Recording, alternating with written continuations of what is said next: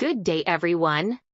Today we will be discussing about the drug named Dapagliflozin. Dapagliflozin is a sodium glucose cotransporter 2 or SGLT2 inhibitor. It acts by inhibiting sodium glucose cotransporter 2 in the proximal renal tubules and reduces reabsorption of filtered glucose from the tubular lumen and lowers the renal threshold for glucose. SGLT2 is the main site of filtered glucose reabsorption. Reduction of filtered glucose reabsorption and lowering of renal threshold of glucose resulting in increased urinary excretion of glucose, thereby reducing plasma glucose concentrations. Dapagliflozin also reduces sodium reabsorption and increases sodium delivery to the distal tubule, which may decrease cardiac preload/afterload, downregulate sympathetic activity, and decrease interglomerular pressure. It is indicated in CKD to reduce the risk of sustained eGFR decline. It is not recommended in patients with polycystic kidney disease or in those who currently require or with a recent history of immunosuppressive therapy for kidney disease. It is also indicated in type 2 diabetes mellitus and heart failure to reduce the risk of cardiovascular mortality. The side effect observed during the intake of this drug is acute kidney injury. Acute kidney injury or reversible kidney events will be presented as increased serum creatinine or decreased eGFR during first 2 weeks of therapy. The patients with following disease or condition should exercise caution.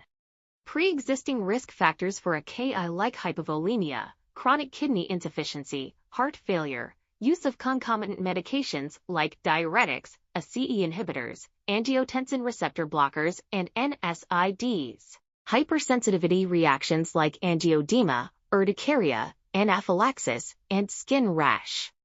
Hypotension or volume depletion, which may be observed as symptomatic hypotension, syncope, and dehydration. Overall, a reduction in both systolic and diastolic blood pressure has been documented for SGLT2 inhibitors. Patients with increased risk of genitourinary fungal infections like, and to a lesser extent, urinary tract infections, including severe cases of urinary tract infection with sepsis and pyelonephritis requiring hospitalization.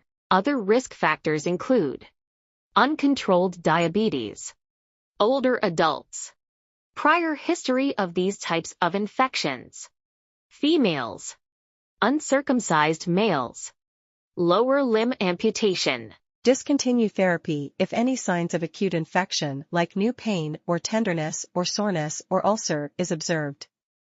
It is not used in patients with diabetic ketoacidosis or to improve glycemic control in patients with type 1 diabetes mellitus. It is also not used for treatment of chronic kidney disease in patients with polycystic kidney disease, or in those who currently require or with a recent history of immunosuppressive therapy for kidney disease. Use of SGLT2 inhibitors for glycemic control is not routinely recommended for hospitalized patients. In patients with diabetes mellitus, consider temporary discontinuation of dapagliflozin at least 3 days prior to surgery. Ensure risk factors for ketoacidosis are resolved prior to reinitiating therapy.